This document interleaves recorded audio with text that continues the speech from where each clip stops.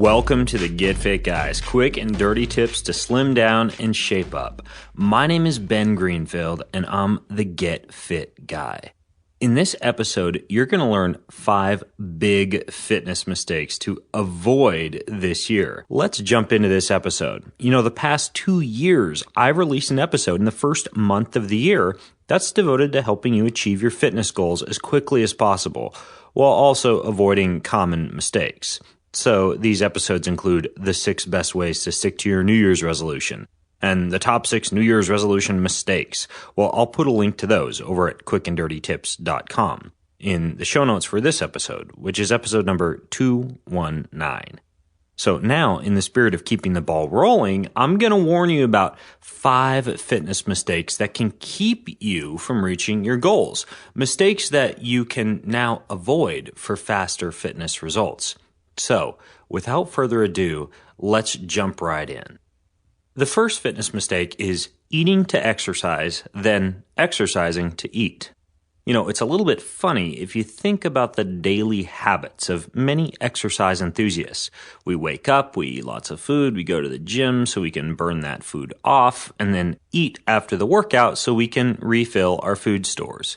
It's easy to get stuck in this vicious, energy-draining cycle of eating, exercising, and then eating some more.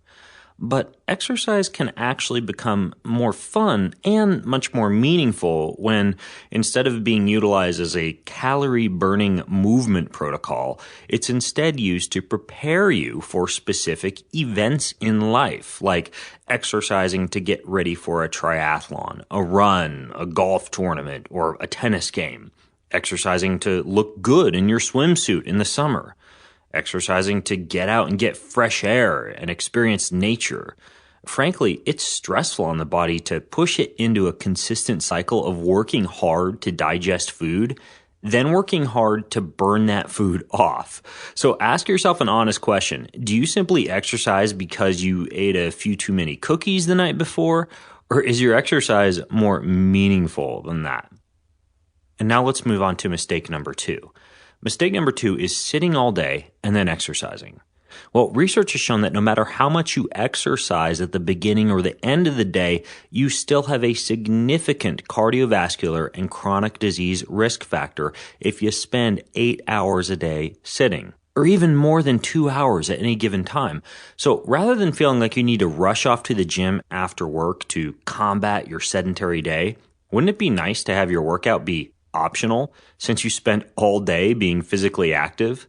Well, in the episode 7 Ways to Burn Calories by Standing More, you learn that you can stand while you're at your desk, stand while talking on the phone, and stand while snacking, all of which burn a lot more calories than sitting to do those same things.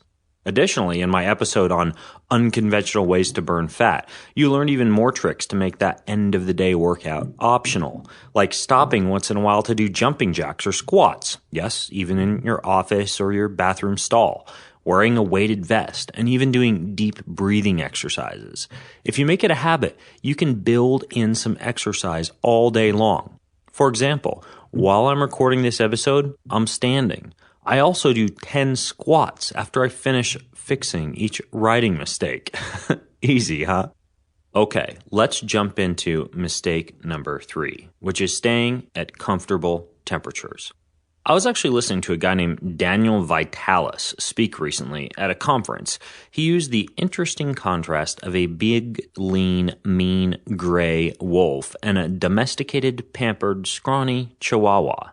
Well, both are dogs, but the former has had to face significant environmental challenges on a daily basis that force it to become more powerful, more stress-resistant, and more resilient, while that latter, the Chihuahua, has lived life in a bubble and would probably die if you left it outside overnight.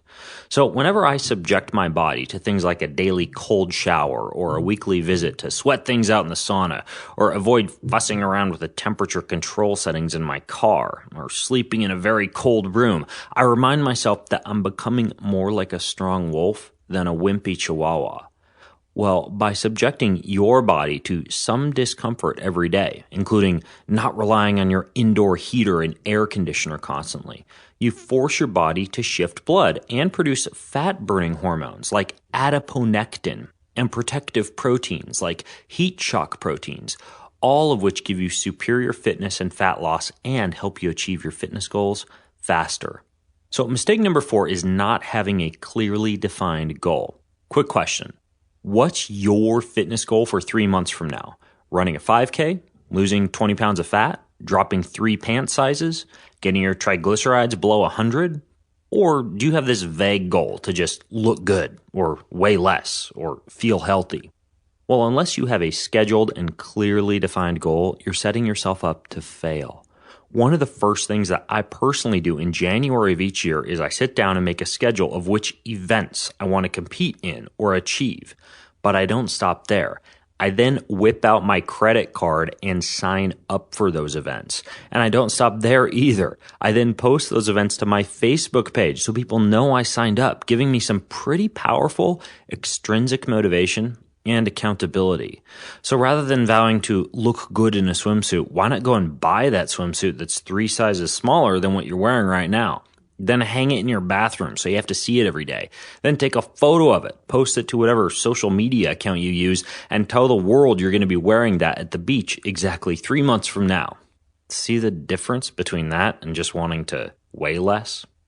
Okay, mistake number 5 is spending too much time in no man's land. Well, I've written plenty of times about the benefits of high-intensity interval training, also known as HIIT training, but it seems like when I'm at the gym or watching people exercise, folks still aren't getting the message that HIIT means you're going hard, very hard. Instead of hopping on a treadmill to run for 30 seconds as hard as possible, then walk for 90 seconds and repeat that, say, 8 to 10 times, it's too tempting to just simply run or walk at a steady, slightly hard pace for 30 to 45 minutes. See, we seem to be wired with an innate urge to avoid frequent fluctuations in pace, despite these fluctuations having been shown to give us the biggest cardiovascular and metabolic benefits. We inherently prefer to exercise in that no man's land zone of slightly hard, but not too hard. Well, this year, make it your goal to avoid long periods of aimless, mindless, steady-state cardio at a moderate pace, and to instead experiment with extremely hard intervals and hard surges, followed by full recovery periods.